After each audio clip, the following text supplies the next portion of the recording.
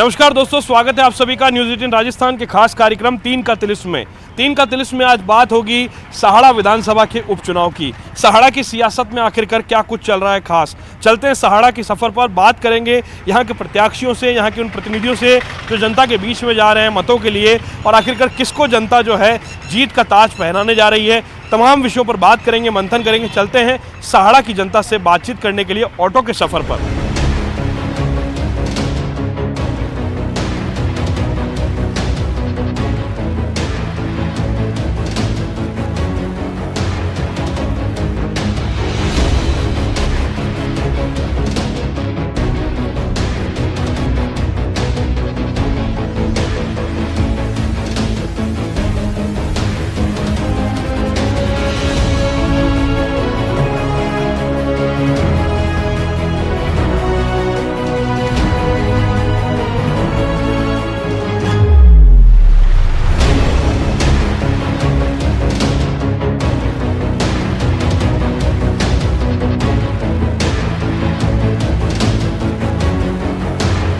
सहाड़ा वो सीट है जो इस वक्त पूरे देश की निगाहें सहाड़ा की सीट पर जमी हुई है। भारतीय जनता पार्टी, कांग्रेस ने तो ताकत झोंकी रखी है, साथ साथ में राजस्थान के अंदर नई नई पार्टी बनी आरएलपी ने भी अपने प्रत्याशी को यहां पर मैदान में उतारा है। हमारे साथ में इस वक्त भारतीय जनता पार्टी से चुनाव लड़ रहे भीलवाड़ा जिले के अंदर किसी पहचान के मोहताज नहीं है, डॉक्टर रतनलाल जाट साहब हमारे साथ हैं। जाट साहब, आपसे जानना चाहेंगे ये चुनाव कितना जबरदस्त होगा आपके लिए, आपके समर्थकों के लिए और भारतीय जनता पार्टी के लिए। मैं सहाड़ा विधानसभा क्षेत्र में लगभग 30 साल से लगातार काम कर रहा हूँ, चाहे किसी पद पे रहा या नहीं रहा, फिर भी जनता से जीवन संपर्क मेरा रहा है। आपके सामने अपार जो जनसमूह है, ये इस बात का द्योतक है कि निश्चित रूप से भारतीय जनता पार्टी यहाँ से विजय से प्राप्त करेगी। कौन से ऐसे मुद्दे होंगे डॉक्टर साहब आपके पास में, कौन से ऐसे मुद्दे हैं जिन मुद्दों को लेकर के आप जनता के बीच में जा रहे हैं, क्योंकि चंबल के पानी के मुद्दे की बात भी आपने कही लोगों के बीच में। कांग्रेस सरकार ने 2.5 साल पहले जब अपना घोषणा पत्र जारी किया था, उसमें किसानों से वादा किया था कि हम आपके संपूर्ण कर्जे माफ़ कर 10 दिन में कर देंगे। 1 रुपया किसी का माफ़ नहीं किया। कम से कम वसुंधरा जी के टाइम पे 50-50 हज़ार रुपये सहकार समिति का कर्जा तो उन्होंने माफ़ किया था। दूसरा, बेरोजगारों को भत्ता देने और नौकरी देने की बात थी, न तो नौकरी दे पाए इस 2.5 साल में, और न 3,500 रुपये उनको बेरोजगारी भत्ता दे पाए। बिजली के मामले में तो और भी उन्होंने किसानों के साथ और उपभोक्ताओं के साथ धोखा किया है। उन्होंने कहा था कि हम पैसा बिजली का नहीं बढ़ाएंगे। वसुंधरा जी के टाइम पे कम से कम 10-10 हज़ार रुपये बिजली के बिल में उन्होंने छूट दे रखी थी, लोगों के बिल आने ही बंद हो गए थे। लेकिन इस सरकार के आने के बाद बिजली में उन्होंने ज़बरदस्त पैसा वापस बढ़ा दिया है। स्थायी शुल्क और तरह तरह के शुल्क जोड़ करके बिजली विभाग में अपना घाटा काश्तकारों उपभोक्ताओं की जेब से वसूल करना चाह रहा है। क्या लगता है आपको डॉक्टर साहब, कितना आसान दिख रहा है आपको ये चुनाव, क्योंकि इस चुनाव पर पूरे देश की निगाहें भी सहाड़ा की सीट पर है। ऐसा क्या हो गया सहाड़ा में कि पूरा देश जो है सहाड़ा के चुनाव के परिणामों पर नजर गड़ाए हुआ है। चुनाव तो हर चुनाव में इसी तरह का होता है, कोई विशेष बात मुझे तो लगती नहीं। लेकिन इस बार क्योंकि ये 2.5 साल का, जैसे मैंने कहा, कार्यकाल विफल रहा है। कल ही मैंने एक सर्वे रिपोर्ट पढ़ी है जिसमें भ्रष्टाचार में राजस्थान दूसरे नंबर पर है और महिला अत्याचार में राजस्थान पहले नंबर पर है। जहाँ विकास में पहले नंबर और दूसरे नंबर पर होना चाहिए था, वहाँ भ्रष्टाचार, महिला अत्याचार और इन मामलों में राजस्थान प्रथम और दूसरे स्थान पर है। कानून व्यवस्था बिल्कुल समाप्त से हो गई है। पुलिस वालों के मर्डर करके मर्डर हो गए हैं। कल ही एक घटना कोटली थाने के 2 सिपाहियों को मार दिया गया है। रायपुर थाने में पुलिस वालों का सर फोड़ दिया गया है। तो ऐसे कई मुद्दे हैं। कानून व्यवस्था बिल्कुल लचर व्यवस्था हो गई उनकी। सहाड़ा की जनता से क्या कमिटमेंट कर रहे हैं आप जब निकल रहे हैं पब्लिक के बीच में, क्योंकि 2.5 साल का कार्यकाल रहा, उसमें भी कोरोना का काल रहा, तो ऐसे में जनता ने जो कमिटमेंट पिछले विधायक के साथ भी किए होंगे तो पूरे तो नहीं हो पाए होंगे। पेयजल की जगह जगह काफ़ी मांग है, और मैंने तो जब मैं मंत्री था और विधायक था तब प्रोफेसर सांवरलाल जी जाट PhD, आज स्वर्गीय, हमारे बीच में नहीं रहे, लेकिन उनके पास PhD डिपार्टमेंट था। जब भी हमने उस क्षेत्र के पेयजल की कोई डिमांड की तो ऐसे बड़े बड़े प्रोजेक्ट उन्होंने हमारे क्षेत्र में दिए। कोट और रायपुर क्षेत्र में कोट और छातौल 1,36,00,000 रुपये की योजना मंजूर की। इसी तरह से पेयजल की और भी योजनाएं, रायपुर के लिए बोराना में प्लांट बना करके पानी लाने का उन्होंने 1,36,00,000 का जो ये प्रोजेक्ट और पास किया था। ऐसे कई, जहाँ हैंडपम्प मांगे थे 50 मांगते तो वो 100 देते थे। यानी उनकी भिनाई के बाद वो सारा विधानसभा क्षेत्र को अपना ही मानते थे, इसलिए काम की कोई कमी नहीं है। दुनिया भर के हमने एनीकट बनाए जिससे जल स्तर कुओं का बढ़ सके। धन्यवाद। लेकिन धन्यवाद। अभी हम करेंगे आपको, एक दो सवाल मेरे और हैं। लेकिन जो पीतलिया जी वाला मामला है, जिस तरह से कॉल रिकॉर्डिंग सामने आई है, पूरे देश और दुनिया की नज़रें भी उस पूरे मामले को लेकर के, उस पर क्या कहेंगे आप? क्या लगता है वो आपके साथ हैं, या उनको जो नज़रबंद किया हुआ है सरकार के द्वारा, जो क्वारंटीन किया हुआ है किन्हीं कारणों से, क्या मानते हैं आप? क्या कोई राजनीतिक कारण है? ये भारतीय जनता पार्टी उन्होंने ज्वाइन की है, उन्होंने पीतलिया जी ने, हम खुद उनके साथ जयपुर में थे, और इसके बाद उन्होंने निर्दलीय का फार्म भरा है। फिर भी आज भी उनकी भावना उन्होंने स्वयं अपनी मर्जी से उठाया। बस राजनीति में ये तो बदनाम करने के तरीके हैं। बाकी आज भी उन्होंने जो वीडियो जारी किया उसमें कहा कि मैं भारतीय जनता पार्टी के साथ हूँ और बिल्कुल उसको जिताऊंगा मैं यहाँ बैठ करके भी। पीतलिया जी आपके साथ हैं, यानी कि भारतीय जनता पार्टी के साथ हैं।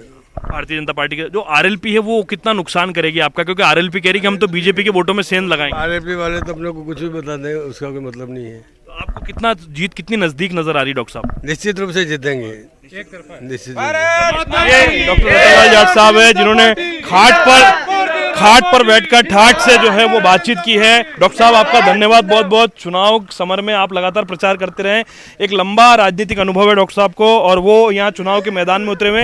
ये नज़ारा है गांव का, जो आज नज़दीक की पंचायत लगती है गंगापुर की, वहाँ के ये लोग आपको नजर आ रहे हैं। ये तमाम लोग डॉक्टर साहब को सुनने के लिए, इनको लोगों को सुनने के लिए यहाँ पर आए थे। अब कुल मिला के लबलुआब यह है कि चुनाव के अंदर ये जो भीड़ नजर आ रही है, ये जो लोग नजर आ रहे हैं, ये जो लोग नजर आ रहे हैं, ये मतों में कितना कन्वर्ट करने में डॉक्टर साहब कामयाब हो पाएंगे, ये तो जिस दिन मतपेटी खुलेगी उस दिन पता लगेगा। लेकिन फिलहाल सहाड़ा की सीट पर इस वक्त सबकी निगाह है। फिलहाल एक छोटा सा ब्रेक लेते हैं, ब्रेक के बाद आगे बढ़ेंगे और बात करने की कोशिश करेंगे सहाड़ा के कुछ और प्रत्याशियों से, जिन्होंने चुनावी मैदान में डॉक्टर साहब के सामने जो है वो झंडा गाड़ा हुआ है, और वो कोशिश कर रहे हैं कि वो भी चुनाव जीते। कौन चुनाव जीतेगा इसका किसी को मालूम नहीं, क्योंकि ये जनता है, ये जनार्दन है, यही वोट कास्ट करेगी, वोट की चोट किसको देगी।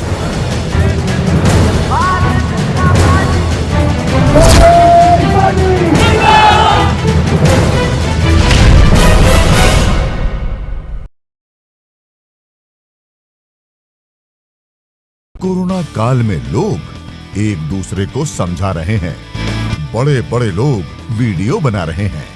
आप गाना जानते हैं तो गाइए या फिर अपना हुनर दिखाइए, वीडियो बनाइए और हम तक पहुंचाइए, और घर बैठे बनिए स्टार।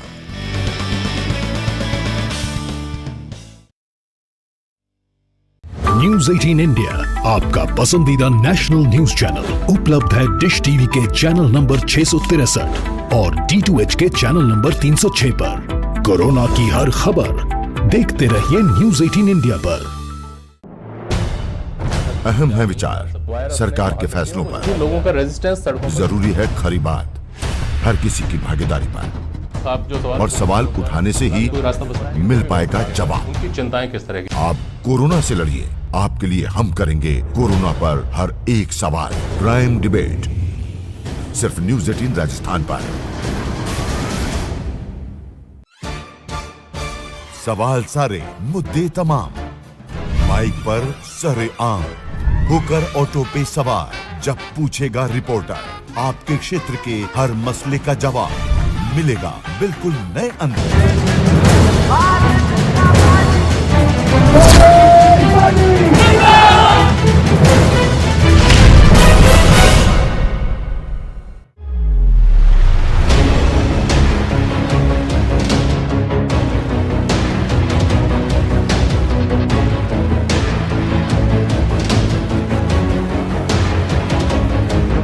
सहाड़ा के चुनाव की बात कर रहे हैं हम लोग। सहाड़ा में जो उपचुनाव चल रहा है उसमें भारतीय जनता पार्टी और कांग्रेस दोनों की नींद उड़ा रखी है आरएलपी ने। आरएलपी के नेता हनुमान बेनीवाल और तमाम जो आला नेता हैं उन्होंने सहाड़ा की कमान संभाली हुई है। सहाड़ा से जो उम्मीदवार हैं बद्रीलाल जाट, वो इस वक्त हमारे साथ में है। ट्रैक्टर पर सैर करते हुए इनसे बात करते हैं। बद्रीलाल जी, आपसे जानना चाहेंगे क्या सोच करके चुनाव लड़ रहे हो आप? क्या आपके मन में आया कि आपको सहाड़ा के अंदर उपचुनाव के टिकट लिया आपने आरएलपी से और आप मैदान में आए? देखिए, सहाड़ा की जो जनता है, जो भी इस पूरे क्षेत्र के जो नागरिक हैं, वो एक्चुअली बीजेपी और कांग्रेस दोनों पार्टी से इतने त्रस्त और इतने तंग आ चुके हैं। जो यहाँ जिस तरह से व्यवस्थाएं हो रही है, न कहीं पानी की व्यवस्था है। आज इतने लोग हैं, आप मानेंगे नहीं, कम से कम 2-2 किलोमीटर से हमारी माताएं मैंने पानी उठा उठा के ला रही। पानी एक जो रोटी कपड़ा और मकान पर, रोटी भी पानी होगा तो बनेगा, रोटी कैसे बनेगा आप बताओ। तो मूलभूत जो सुविधा केवल पानी एकमात्र जो पीने का, जब पीने का पानी ही नहीं तो जनता क्या करेगी। मकान बाद में, सारी चीज़ें बाद में होती है, जो मूलभूत सुविधाएं वो भी नहीं है। न गाँव में सड़कें हैं, आदमी कहीं भी ऑफिस में जाता है, सरकारी दफ्तर में जाता है, थाने में जाता है, जाते ही उसको कोई ठीक है, कोई कुछ देता है तो ठीक है, अदरवाइज कोई सुनवाई नहीं होती है। और ये सारी समस्याएं, मेरा सोचना है कि आम आदमी कभी भी तहसील में जाए, थाने में जाए, एसडीएम के पास जाए तो जाते ही सब जने पहले तो बिठा के उसको स्वागत सत्कार करे, उसको बिठाए कि बात साहब आप कैसे आए हो, आपको कोई तकलीफ तो नहीं, मैं आपकी क्या मदद कर सकता हूँ। यहाँ आदमी जाता है तो पूछना तो दूर, बाहर बिठा देते, बात साहब नहीं है, ये कपड़े अच्छे पहन के नहीं आए, चल थोड़ी देर बैठ, साहब बाहर है। तो आम जितने लोग हैं, और चूंकि मेरा कपास का व्यवसाय है, मेरी कपास की फैक्ट्री है, मेरी कपास की फैक्ट्री में टोटल पूरे जितनी विधानसभा है उसके और दूर से भी ये सब लोग मेरी कपास की फैक्ट्री में आते हैं। मैं इनका सम्मान करता हूँ, ये जब भी आते हैं मैं बिठाता हूँ, बात करता हूँ, सब करता हूँ। और इन लोगों ने जो पिछले 2 सालों में इतने त्रस्त हुए और मुझे इतनी सारी समस्याएं बताई कि साहब हमारे पास कोई ऐसा आदमी नहीं है जो बीड़ा उठा सके, जो हमारी मदद कर सके, जो आगे आ सके। एक पितलिया जी थे, उनने कोशिश करी थी आम आदमी को, गरीब आदमी को मदद करने की, कुछ भी करने की, पर जब राजनीतिक दलों को ये पता चला कि ये राजनीति में आ रहा है, इससे हमारी राजनीति खतरे में है, तो उस इंसान के साथ क्या करा वो आपको यहाँ खड़े कोई भी आदमी बता देगा कि उस इंसान का आज काम धंधे बंद करवा दिए, जिस तरह से उसके साथ अत्याचार हुआ है। ऐसे समय में लोगों को मेरे से उम्मीद है और मैं चुनाव लड़ रहा हूँ, लड़ूंगा और हर आदमी के साथ हूँ, और किसी भी कंडीशन में कुछ भी हो। और आज की तारीख में अब इस समय कांग्रेस के कम से कम 10 से 15 मंत्री जी यहाँ आए हुए हैं, 50 एमएलए यहाँ लगे हुए हैं, सेंट्रल गवर्नमेंट के सारे मिनिस्टर आ रहे हैं, सब आ रहे हैं। कल सिंधिया जी भी आए थे। आप सोच नहीं पाएंगे, सिंधिया जी की सभा में इतने ही लोग नहीं थे जितने तो मेरे यहाँ चौराहे पे ऐसे ही खड़े हो गए हैं। तो मैं इन सब की भावनाओं को समझते हुए, कोई स्टंट नहीं उठा रहे अपन, या जैसे आज मंदिर बना, कोई भी बना तो वहाँ ये दर्शन करने नहीं जाएंगे। इनको तो इनकी, जब आदमी के पास खाने को लिए रोटी नहीं है, पीने के लिए पानी नहीं है, तो वो कहाँ मंदिर में जाएगा, क्या दर्शन करेगा। सबसे मूलभूत सुविधाएं नहीं है, सड़क नहीं है गाँव में, बच्चों के पढ़ने के लिए स्कूल नहीं है। तो मैं हमारे जो क्षेत्र है उस क्षेत्र की पूरी जनता की भावनाओं को समझते हैं, और भावनाओं को समझने के बाद भी इन्होंने ये बोला कि साहब आदमी काम करने वाले बहुत हैं, लेकिन जैसे उनको डराएंगे तो वो चुप हो जाएंगे, वो चुप होकर गायब हो जाएंगे, तो हम कहाँ जाएंगे। आप मानेंगे नहीं, परसों मेरी बोराना में सभा थी, लादूलाल जी पितलिया के कोई मिलने वाला था, पितलिया जी का फ़ोन बंद था, 10 दिन से परेशान हो रहे लोग।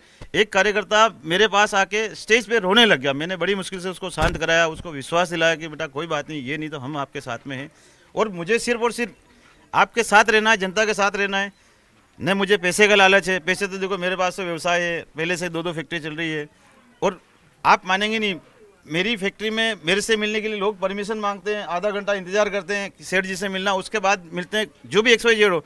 पर मैं आज सिर्फ और सिर्फ इनके कारण और इनकी सुविधाएं दिलाने के कारण और इन लोगों की मदद करने के लिए मैं आज खुद जो व्यवसायिक हूँ, उसके बावजूद मैं सड़क सड़क घूम रहा हूँ, लोगों से हाथाजोड़ी कर रहा हूँ, मनवार कर रहा हूँ, मेरे साथ रह रहा हूं। बद्रीलाल जी, कितना आसान दिख रहा है आपको चुनाव? कांग्रेस कह रही है कि ये बीजेपी के वोट काटेंगे, बीजेपी कह रही है कि ये तो कांग्रेस के वोट काटेंगे, जीत तो नहीं हो रही आरएलपी की, ये ऐसा दोनों पार्टियों का कहना है। आपको कितना नजदीक नजर आ रही है जीत आपकी? देखिए, ये बीजेपी क्या स्टेटमेंट दे रही है। जिस दिन मैंने फार्म भरा उस दिन बोला साहब ये 2000 वोट का ग्राहक है। उसके बाद जब मेरा थोड़ा सा प्रचार चालू हुआ तो बोले साहब नहीं, ये 2 नहीं 10,000 ले जाएगा। उसके 4 दिन निकले तो बोले साहब नहीं, ये 15 से 20,000 ले जाएगा। 3 दिन 4 दिन पहले हमारे जब सुप्रीमो साहब जब खुद आए बेनीवाल जी, तो लोगों ने सिर्फ एक रैली के बाद बोले नहीं, ये 30 नहीं 35,000 40,000 का ग्राहक है। आज जब मैं एरिया में घूम रहा हूँ तो बोले साहब ये 50,000 पार कर गए, और हो सकता है परसों को साहब ये जीत गया। तो कौन क्या स्टेटमेंट देता है? 1-2 दिन और लगेंगे अभी जीतने में? जीतने में तो 1-2 दिन नहीं लगेंगे, 17 तारीख को जीतेंगे जब सारे वोट पड़ जाएंगे। अगर गुंडागर्दी नहीं हुई, किसी ने कैप्चरिंग नहीं करी, कुछ भी नहीं करी, तो ये सब मेरे साथ हैं। और देखो, मंत्री जी आए, कोई भी आए, वो ईवीएम का बटन वो नहीं दबा सकते। ईवीएम का बटन तो वही दबाएगा जिसका मत होगा, और जब जनमत मेरे साथ है तो मुझे कोई तकलीफ नहीं है। वो भले ही कुछ भी कहे, मैं अपने आप में जीता हूँ। और अगर मैं चुनाव नहीं भी जीता हूँ तो जो लोग आज जो मुझे आशीर्वाद मिल रहा है, मैं तो अपने आप जीता हूँ। अच्छा बद्रीलाल जी, ये बताओ, आपको जो वोट मिलने वाला है, जिस वोट के लिए आप यहाँ जनता से मिल रहे हो, इन सबके हाथ जोड़ रहे हो, क्या इनसे क्या वादे कर रहे हो आप? इनकी कौन सी ऐसी डिमांड्स निकल के आई है, कौन से ऐसे वादे हैं जो इनसे कर रहे हो आप कि अगर आप चुनाव जीत जाते हो, आपको ये विधायकी का ताज पहना देते हैं, तो आप कौन सा काम करोगे? कोई स्कूल बनाओगे, धर्मशाला बनवाओगे, क्या करोगे इनके लिए आप? ये तो आप इनसे पूछिए। इनको न तो कोई बड़े बड़े वादे चाहिए, कुछ नहीं चाहिए। सिर्फ और सिर्फ एक जो मूलभूत सुविधा है, आज आप किसी से भी पूछ ले, सिर्फ आप एक पानी की व्यवस्था करवा दीजिए, सब 1 मिनट में मेरे साथ खड़े हो जाएंगे। आप एक से नहीं 10 आदमी से पूछ लो, हर आदमी पीने के पानी को तरसते है, तो बाकी की सुविधा तो बहुत दूर की बात है। बीजेपी भी पानी के मुद्दे को ही मुद्दा बना रही है चुनाव में, तो फिर आप भी मुद्दा पानी का ही बना रहे हो? बीजेपी की सरकारें 3 बार रह चुकी है, कोई बीजेपी नहीं है। और कांग्रेस तो आप समझ सकते हैं कि जब से हिंदुस्तान आज़ाद हुआ, जब से कांग्रेस की सरकार आ रही है, लड़ रहे जा रहे हैं, हो क्या रहा है, एक बार बीजेपी आती है, वो वादे करती है हम पूरे कर देंगे, 2 साल 2.5 साल बीजेपी को पिछले काम को जमाने में लगता है और फिर 2.5 साल निकलते जब तक पलटी हो जाती है, फिर कांग्रेस आ जाती है तो वो तो के साहब ये अटल सेवा केंद्र था, इसको राजीव सेवा केंद्र कर दो। सारी योजनाएं बदलने में रहते हैं, काम करते नहीं है। सिर्फ आप काम करोगे, आप भी नाम बदलोगे। हम काम करने आए हैं, हम नाम बदलने नहीं आए। नाम तो मेरा तो वैसे ही जानते हैं, एक बच्चे को पूछो बद्रीलाल जाट कौन है तो कोई भी बता देगा साहब इनकी कपास की फैक्ट्री है, ये व्यवसायी है, अच्छा काम है, समाज में काम है, समाज सेवी है। अच्छा, लादूलाल पीतलिया वाला जो पूरा मामला है, इस पीतलिया वाले मामले में आपको कितना बेनिफिट नजर आएगा? जो पीतलिया समर्थक हैं वो किसके साथ जाते हुए नजर आ रहे हैं आपको? देखिए, लादूलाल जी की जो समर्थक हैं वो खुद समझदार हैं, उनको खुद को मालूम है कि लादूलाल जी किन से लड़ रहे थे और जिन दोनों से वो लड़ रहे थे आज वो नहीं रहे, उनकी जगह मैं हूं। तो अगर कोई आज बड़ा व्यक्ति कोई भी अपने साथ 2 हैं और 2 में से अगर कोई एक पीछे रह जाता तो लोग तो उसके साथ ही लगेंगे ना। आज हम दोनों खड़े हैं, आप कोई कारण से मान लो आप पीछे हट गए तो मैं हूं तो ये तो सब मेरे ही पीछे रहेंगे, ये ऐसा मेरा सोचना है। बाकी आज इतने लोग यहाँ खड़े हैं, आप पूछ सकते हैं कहाँ जाएंगे, क्योंकि जिन 2 लोगों को सबक सिखाने के लिए जो तीसरा इनने उपाय सोचा कि ये उनको सबक सिखा सकता है, और उसी को उनने कुचल दिया। जब कुचल दिया तो अब जो विकल्प होगा वहीं जाएंगे। आदमी एक बार कहीं से निकलने के बाद दोबारा वहाँ नहीं जाता। इसलिए अपने आप सब लोग मुझे समर्थन दे रहे हैं और मेरे साथ जुड़े हुए हैं। एक एक बच्चा, ठीक है कोई आदमी दबा हुआ है राजनीतिक प्रेशर से, समाज से, किसी से, तो वो नहीं आ रहा, लेकिन जब ईवीएम का बटन दबाएंगे तो 110% सब मेरे को ही वोट देंगे। आपको ही वोट देंगे जी। चलिए, बद्रीलाल जाट ने अपनी बात कही, वो फिलहाल अपने इलाके के अंदर जो है वो जनता से बात कर रहे हैं, समझने की कोशिश कर रहे हैं, समझा रहे हैं लोगों को कि किस तरह से सहाड़ा के चुनाव के अंदर जो है लादूलाल पीतलिया के मामले की बात करें और तमाम कॉल रिकॉर्डिंगों की बात करें और मसलों की बात करें। तमाम मुद्दे इस वक्त छाए हुए हैं सहाड़ा के विधानसभा के उपचुनाव में, और सहाड़ा के चुनाव परिणामों पर देश के बड़े नेताओं की भी नजर है।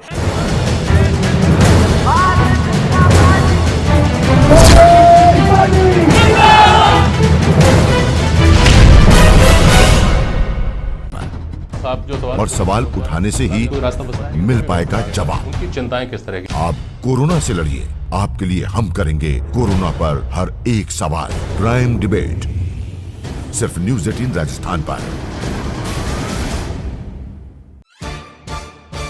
सवाल सारे, मुद्दे तमाम, माइक पर सरे आम, होकर ऑटो पे सवार। जब पूछेगा रिपोर्टर आपके क्षेत्र के हर मसले का जवाब।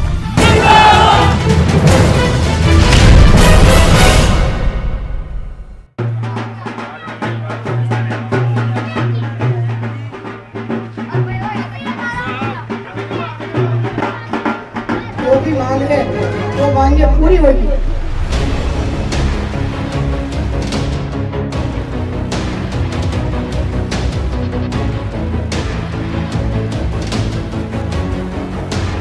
सहाड़ा के उपचुनाव की सीट को हॉट सीट कहा जा रहा है। पूरे हिंदुस्तान की नज़रें जो हैं इस वक्त सहाड़ा पर हैं, और सहाड़ा के अंदर जो चुनाव हो रहा है बड़ी दुखद स्थितियों के अंदर हो रहा है। यहाँ के जो विधायक थे कैलाश त्रिवेदी, उनका निधन होने के बाद से सीट खाली हुई थी। कांग्रेस ने उनकी धर्मपत्नी को मैदान में उतारा है। क्या सोच करके मैदान में उतारा और वो क्या सोच करके फील्ड में जा रही हैं? मैडम, सबसे पहले तो बड़ी दुखद बात है कि कैलाश जी का जाना, लेकिन अब आप जनता के बीच में जा रही है। कौन से वादे आप करते हुए नजर आ रही हैं और कौन से ऐसे काम थे जो कैलाश जी करना चाहते थे लेकिन वो अधूरे रह गए? हमारे साहब ने इनका सहयोग प्यार से और अच्छे चलते थे और बहुत बीच में रह के इनका काम करते थे।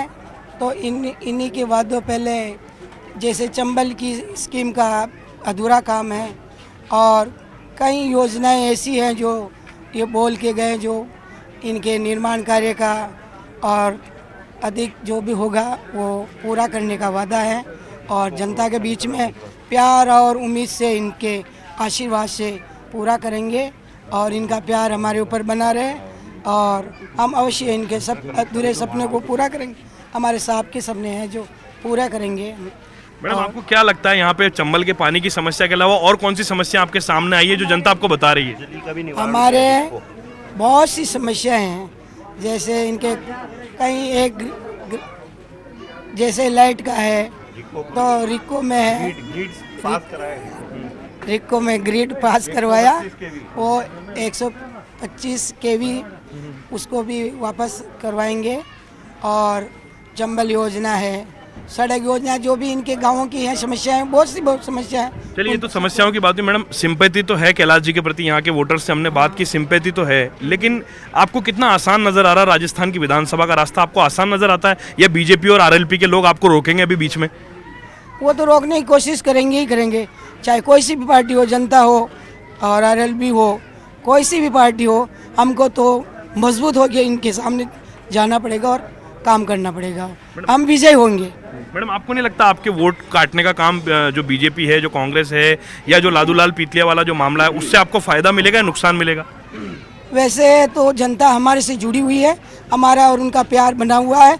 हमारे कोई पीतलिया जी भी कोई वैसे हमारे पोलिंग पे जो वोटिंग है वो हमारे अनिवार्य होगी और ज़्यादा पीतलिया जी हमको समर्थन देने को तैयार रहेंगे और बीजेपी की हो सकते हैं हमारे, ये थोड़े कि बीजेपी वाले हमारे नहीं, हम सबसे लेंगे। हमारा प्यार और उनका स्नेह, इस वजह से हम जीतेंगे। मैडम, अगर आपको यहाँ की जनता ने, ये जो जनता जनार्दन है, इसने अगर आपको विधायकी का ताज पहना दिया तो पहला कौन सा काम होगा जो आप हाथ में उठाएंगी इस जनता के लिए? क्योंकि पानी की तो एक समस्या बड़ी है यहाँ पे।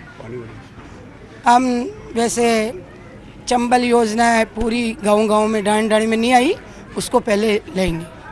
यहाँ पर जो है मुख्यमंत्री अशोक गहलोत और पीसीसी के निर्देश पर सुरेंद्र सिंह जाड़ावत भी मैदान में है, पूर्व विधायक हैं चित्तौड़गढ़ के। जाड़ावत साहब, कितना आसान नजर आ रहा है आपको चुनाव? क्योंकि घर के सामने तो बेरोजगार धरना दे रहे हैं, बेरोजगारों ने भी मोर्चा खोला हुआ है, आज भी भारतीय जनता पार्टी के लोगों ने प्रदर्शन किया। आपको क्या लगता है, ये चुनाव सिंपैथी के आधार पर जीता जाएगा या समस्याओं के मुद्दों के आधार पर या कड़ी से कड़ी जोड़ने के आधार पर जीता जाएगा, रुकावट होगी? देखिए, इसमें सिंपैथी के वोट भी मिलेंगे और विकास के वोट भी मिलेंगे।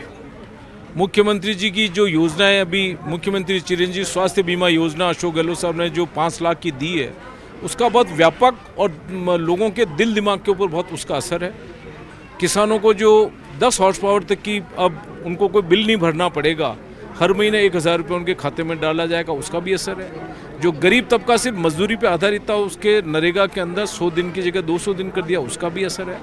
और मुख्यमंत्री जी का जो कोरोना मैनेजमेंट रहा और अभी वापस जो महामारी सर उठा रही है, और उसमें वापस जो मुख्यमंत्री जी का जो प्रयास चल रहा है अशोक गहलोत साहब का, वो जनता देख रही है और समझ रही है कि ये मुख्यमंत्री ही है जिसके हाथों में राजस्थान सुरक्षित रह सकता है।